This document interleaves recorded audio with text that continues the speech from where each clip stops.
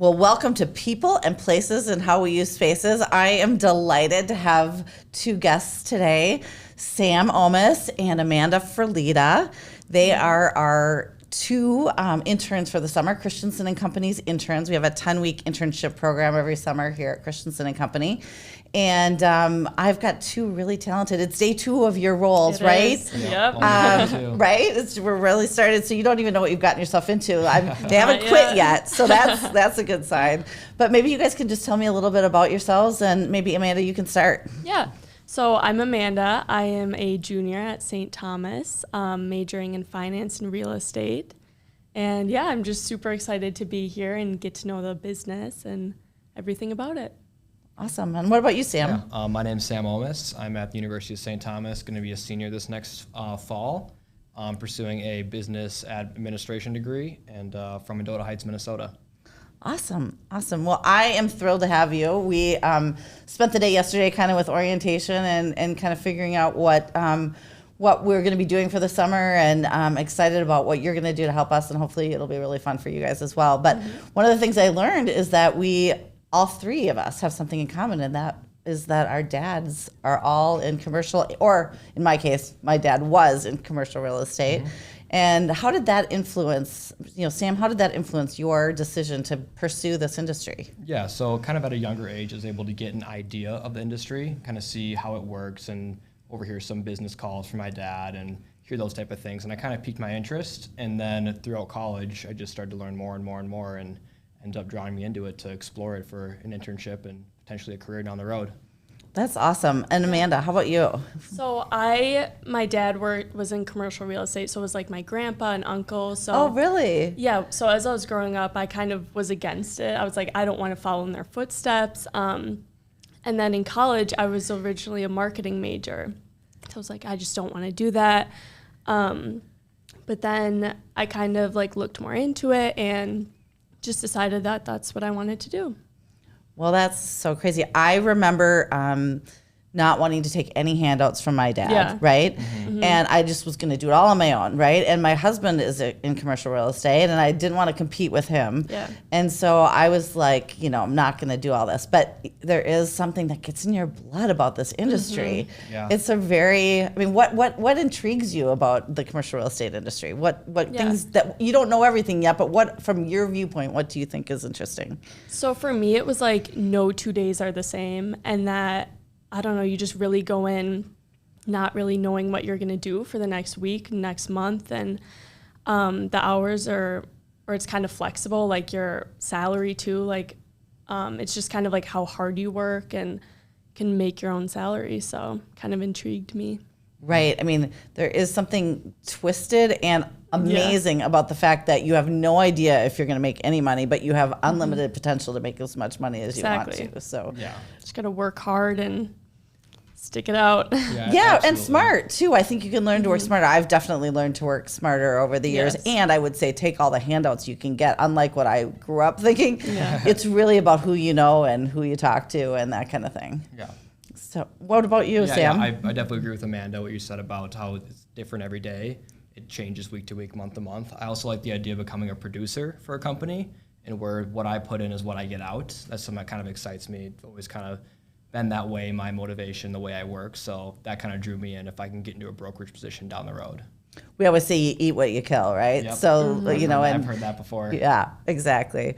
Well, I think you guys have kind of an interesting, you're entering the job market and the world at an interesting time. I mean, clearly the last few years have been incredibly challenging. Amanda, I think COVID had the biggest impact on your class, right? Because COVID started when you were a high school senior. Yep. So I kind of missed out on prom and then graduation, and then my freshman year of college, I kind of missed out in like the social aspect of that, I guess. So I feel like that really had an impact on me with all classes being online freshman year. So yeah, I kind of had to learn how to work independently, which that was kind of a good thing in a sense, but yeah, it was just really different for me.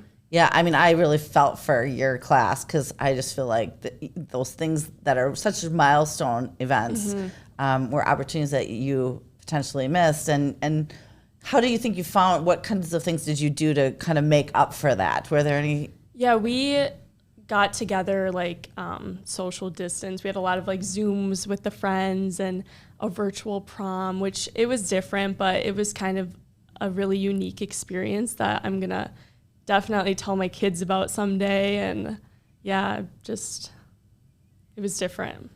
For sure. Well, and Sam, you got to go through all of your high school career Correct, yep. in person, Yes, right? yes. And then you hit college, and all of a sudden, Yeah. There's this thing that happens, Yeah, right? and we Well, started- and you did a couple years of junior hockey. Junior hockey, yep, 2 years after high school. So I came in as a freshman at 20 years old. Okay. So freshman year at 20, going great, loving it. Second semester rolls around, we hear about something. My roommates actually had their hockey season canceled for D3. I'm like, what's going on here? It might be more serious than we think. And then we hear one more week after spring break. We get a 2-week spring break. Everybody's excited. Yeah, And then- right. and then- Yeah, there was a So little bit of that. excited. The And then parents everybody- weren't, I can just tell you. Yeah. But Yeah, and then everybody knows what happened after that. Yeah, So right. I got sent back home. I mean, not too far from home, but out of the college campus and the living areas there. It was difficult at first. I mean, for a good part of it, just being isolated because I had all these great friends I made. I really found my friend group the second semester, especially, and then just being sent back home, not being able to hang out with them as much anymore. But my family's great, and they made it a lot easier. We'd spend time together out in the patio and doing all sorts of things together. And then along what you said, like the Zooms with friends were awesome, and going rollerblading with some buddies who were a little further away were able to do it still. Then that's what kind of got me through it. yeah, well, I think it's really interesting as companies now are trying to attract your generation as talent for their companies, but also trying to navigate whether people should be in the office or should they be at home or should they work in both places, do the hybrid model. What do you think, having had the experience, and I'll start with you, Sam, of being able to just do that full-time in-class thing versus the full-time work from home, and in your case, school from home.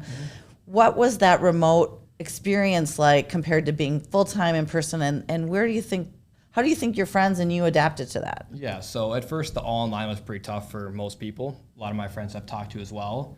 It was a big adjustment of having less responsibility in terms of be here at this time, be there at that time. It's like you just log in from anywhere and you can pay attention as much as you want, or you can sit on your phone for as much as you want. You're not required to really dial in like you would be in person. So that was a struggle for a lot of people at first, I think. And then after time, kind of adjusted to it, and we continued to have them through my next year at UST as well.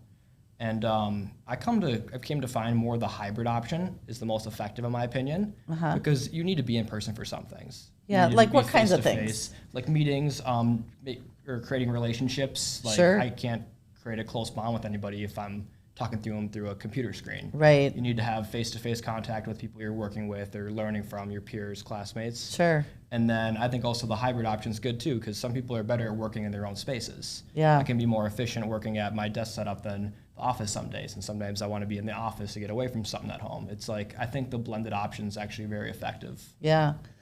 Yeah. What would you add it to that? Yeah, at all? I agree with Sam. I really enjoyed the hybrid option because in person you can ask questions and really get to know your professors or your other students that you're working with. And I felt that it was almost easier, or like I learned more in person, but at the same time online it was just nice to, I don't know, like get everything done on your own time and that kind of thing.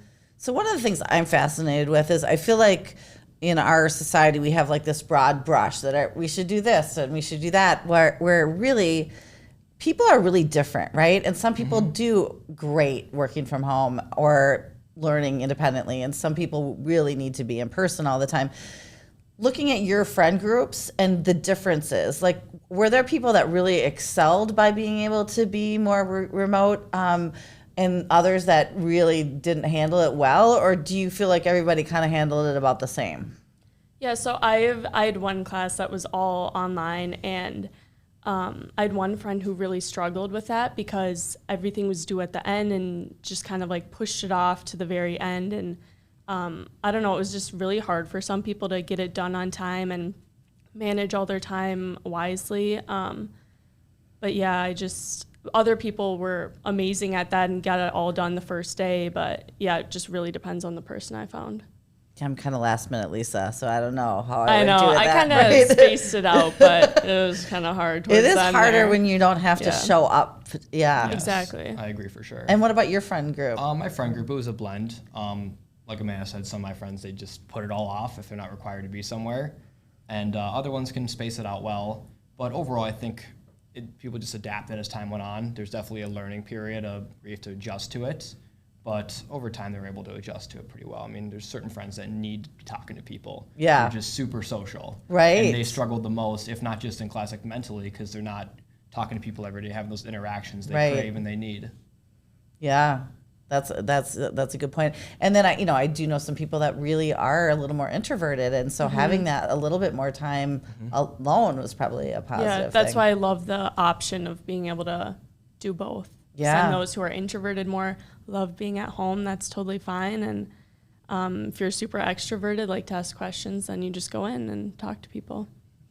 Well, you are both just a few months or years away from entering the job market. I mean, the unemployment rate is currently 2% or less, which is just historically incredible. Crazy. And the statistic says that the average starting salary for people with a 4-year degree is expected to top $50,000. So, right? Like that's Good for us. Yeah. no, you do understand that you have to pay for rent, and Yeah. it's not just yes. beer money, right? I know, unfortunately.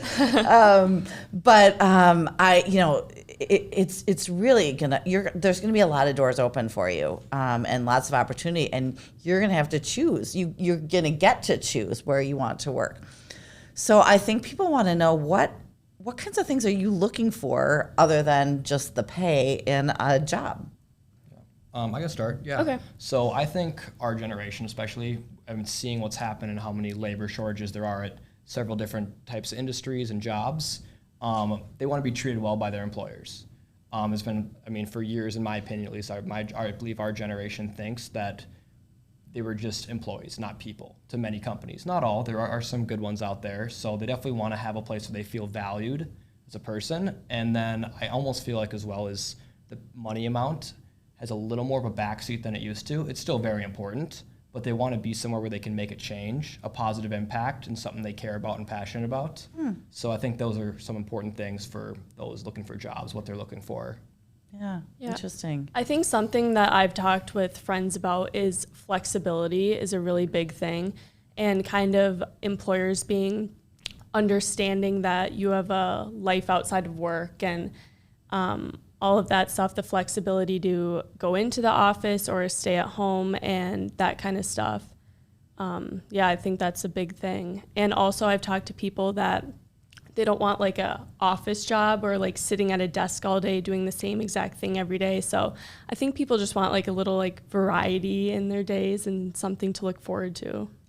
So do you think you'll work harder or less hard than your parents? I mean, I remember my son was with me when we were buying a cell phone when he was younger, of course, and he's kind of your generation, and he told the cell phone salesperson to not sell me a phone because I was on the phone all the time. But how do you think you'll work differently than you saw your parents work? You want it? Yeah, sure. So I've personally seen my parents work very hard, but the thing with them is that I feel like your generation's work day kind of ended like right at a certain time, started at a certain time. And I feel like with us at school, the school day just kind of keeps going, and like I'd have tests on Saturdays. And so I'm kind of used to working like the entire day and not Wow. really with any breaks. So it's kind of different in that sense, but I don't know. I think everyone works hard in this. That's so interesting Yeah. because my kids had that too. I mean, we never had like tests due on a Yeah. Sunday night. I mean, we had homework that was due Monday when we were in class, but there was not like a midnight deadline for anything because you guys were expected to be doing things at all different kinds of deadlines and Yeah. hours. That's really, I never ever Yeah. have thought about that before. Sam, how do you think you see the workforce different than the way your parents approached it? Yeah, so both my mom and my dad have worked incredibly hard in their respective jobs to get where they are right now. I see myself working really hard as well. I don't see myself working as much because I really do value my life away from work and the passions. I'd love to grind out many years and put myself in a good position. It's one of my goals of mine to be able to explore my passions and work less, like work 4-day weeks possibly, if that's a opportunity for me to do that. So I mean, I'm going to work hard, but not as much down the road. And I would encourage you to work smart too. Yeah. Yes. And you, Amanda, you mentioned your friends don't want to sit at a desk all day doing the same old thing. But let's talk a little bit about commercial real estate and space, right? So you both know a little bit about it from different perspectives, and even from your own experiences. But how important is that space, the actual place, the building, the amenities? How important are those things, do you think, going to be to you when you make a decision about where you want to work? I think it's very important. I like to have an environment I'm comfortable in, that can be efficient in and productive. So I think the space is very important. The location needs to be good. I don't want to be commuting 45 minutes, but that's more of a choice of mine. But in terms of the setup of the office, the flow of it, communication is very important to me when I do make a choice at some point. Yeah, I think it really does matter because it's got to be a place that's going to make you want to go in instead of working from home.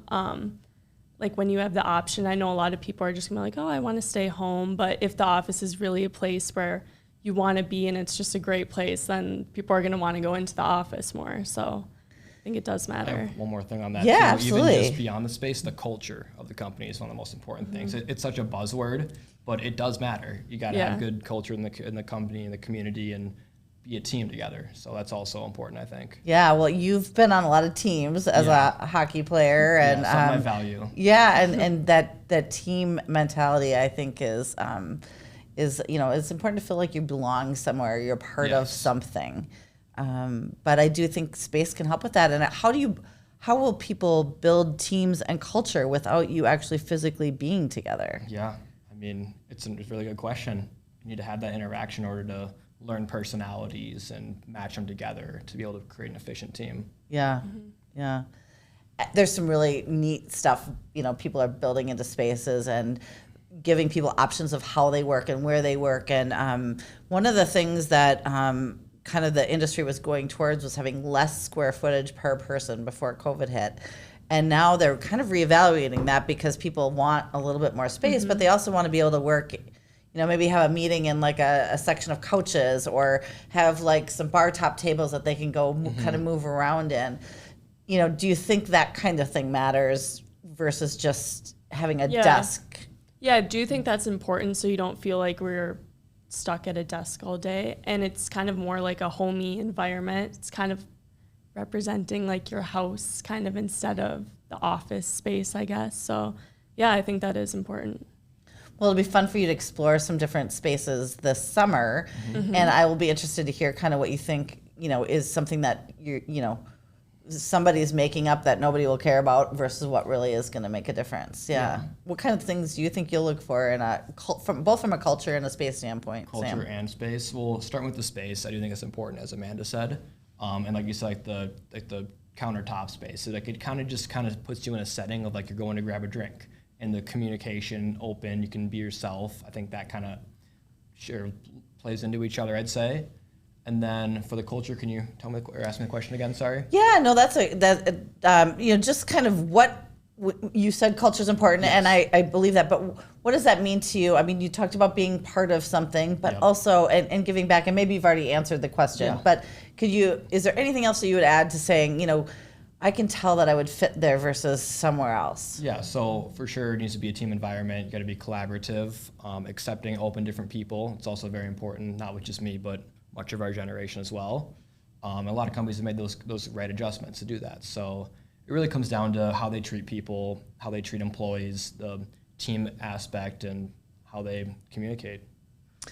Well, I think that the other interesting thing that you're experiencing versus my generation is just the whole job search and job hunt process, right? So, a lot of competition. There's a lot of competition, like early on your senior year, to say, hey, do you have a job yet? Like people are accepting jobs super early, and this industry is typically not one that hires super early. We're not that Yeah. organized. But I definitely learned that looking for internships. It's like all my friends like, oh, I got one in October. I'm like, I haven't seen one posted yet. Yeah. For this industry. interesting. Well, I'm glad we nabbed you for Yeah. sure.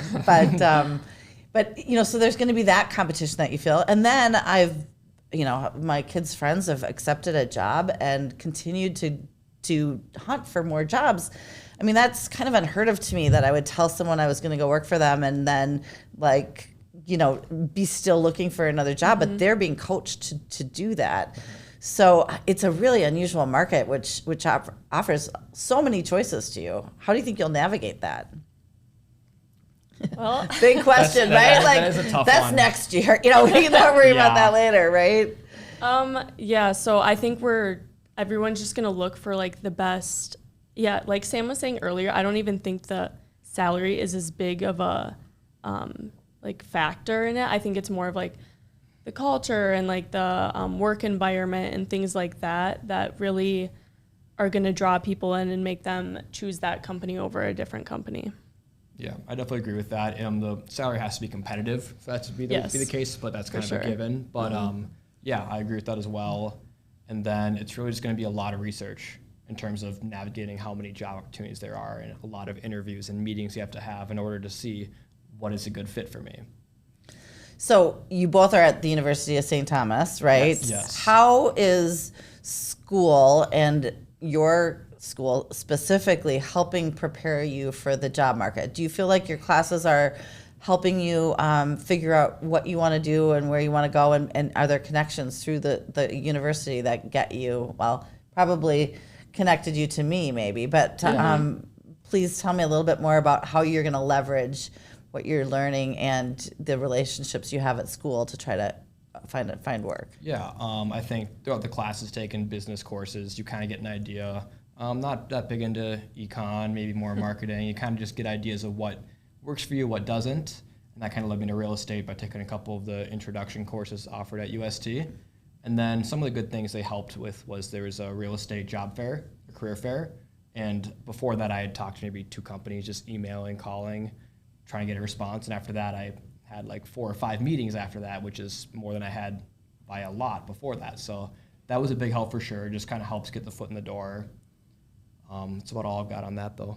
Yeah, I agree with that. I really like how they make you take like a bunch of different business classes because, as I was saying earlier, I was originally a marketing major, but then I took one marketing class and I was like, immediately, this is not for me. So then I took a finance class, loved it, real estate, loved it. So yeah, just really like how they gave you all those and then you can kind of choose your options from there. So we're going to have a fun summer. I've got high expectations for you. Okay. What expectations do you have for this internship and working for this company for the summer?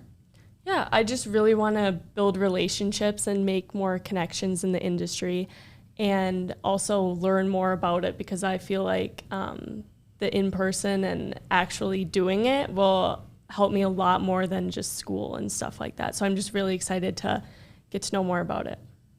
Yeah, I have to agree on quite a bit of that. Definitely want to learn more about the industry because I've tried to learn as much as I can through just using the internet and reading things, but you can only learn so much by just looking at things. You need to experience them and have hands-on work. So I'm looking forward to learning more about the industry, more connections as well, networking, and seeing if this is something I want to do post-graduate.